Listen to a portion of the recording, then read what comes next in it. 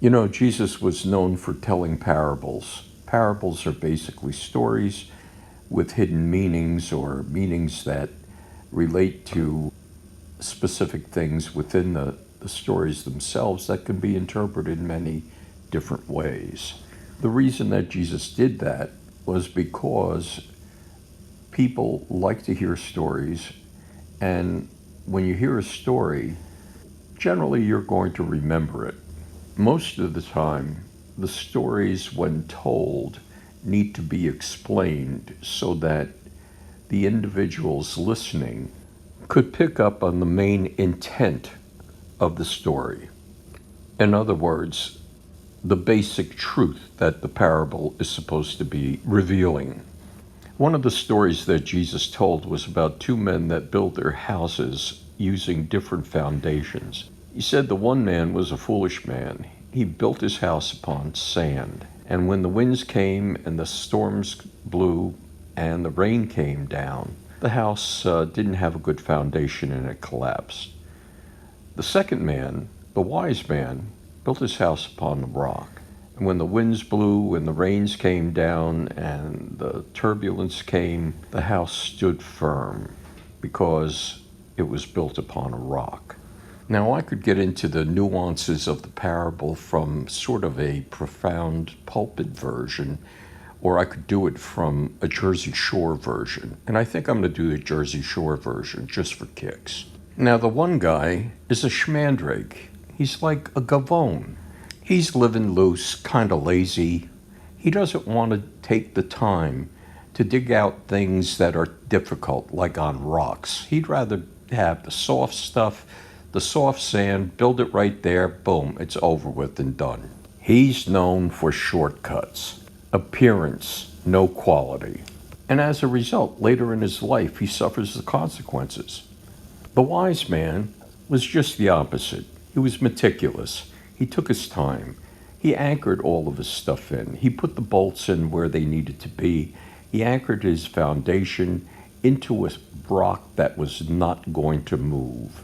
As a result, he had his walls and his roof were all built on a base of integrity that had strength and stability. The strength of a house is not based upon its walls and roof. It's based upon the foundation of the entire structure.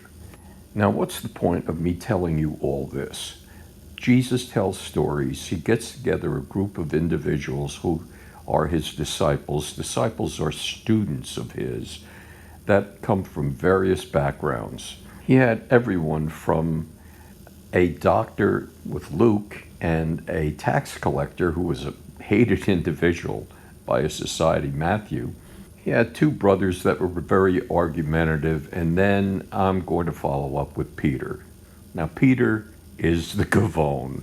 He's a fisherman. He's sort of rough around the edges. I'm really rough around the edges. But the thing that's unique about him is that he's passionate. Peter shot from the hip. He was the kind of guy that spoke before he thought, but he was ridiculously loyal. So at this point in the video, I want you to remember three things. Number one, Jesus picks his disciples, and Peter is a rough one.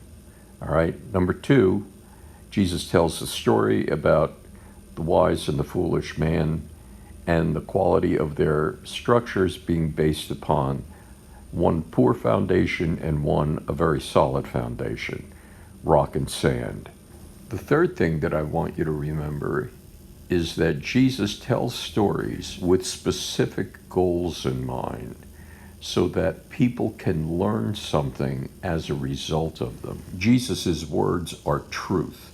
They are meant to give life. God's enemy, Satan, is looking to take life away. So what would he do?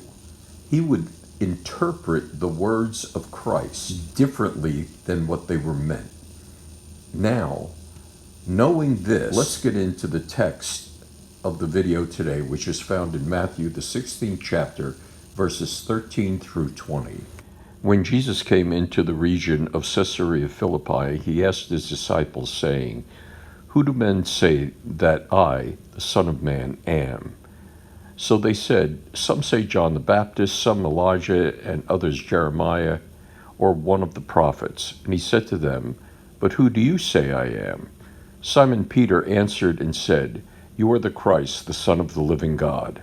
And Jesus said to him, Blessed are you, Simon Bar-Jonah, for flesh and blood has not revealed this to you, but my Father who is in heaven.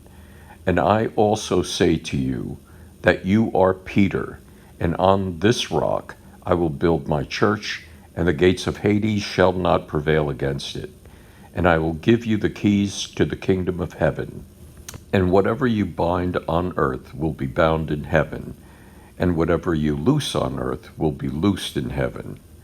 Then he commanded his disciples that they should tell no one that he was Jesus the Christ.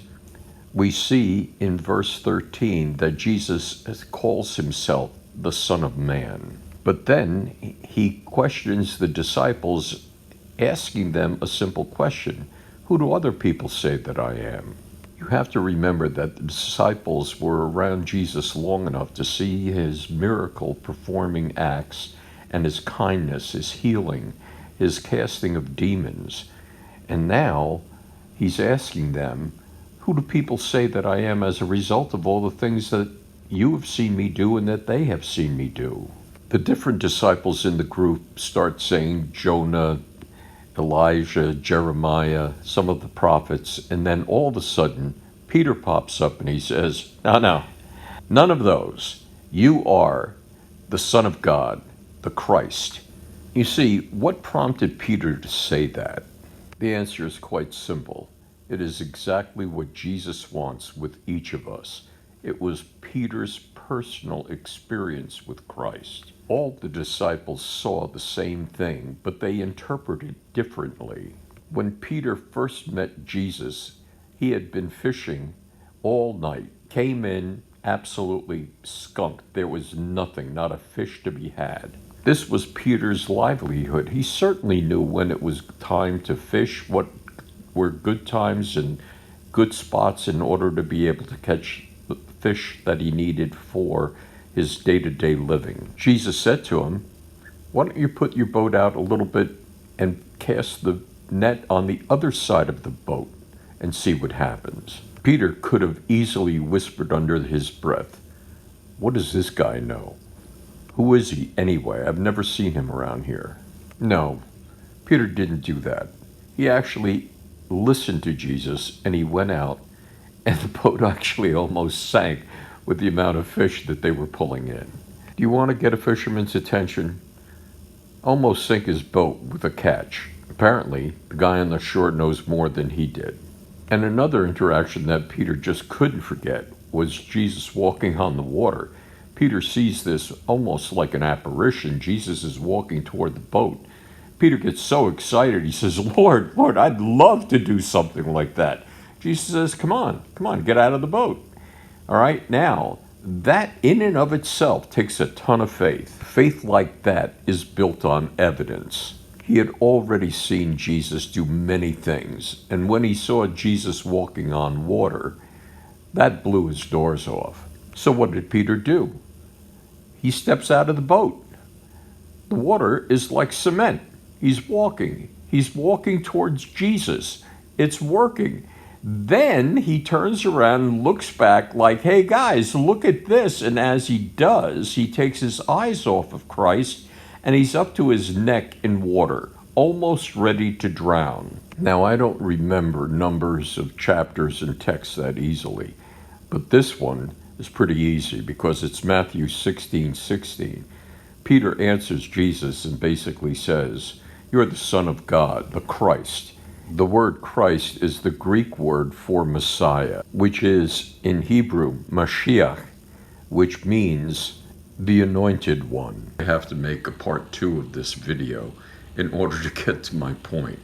All right, so in the meantime, for the assurance of salvation, repeat Romans 10, verse 9 with me now. I say with my mouth that Jesus is Lord, and believe in my heart that God raised him from the dead, and according to Romans 10, verse 10, you are saved. Now remember, on the 15th and 30th of every month, a new video comes out on this channel revealing the love of God through his Son, Jesus Christ, to you personally and to the rest of the world. Kindly subscribe, comment, like, and share this with everyone. God bless you.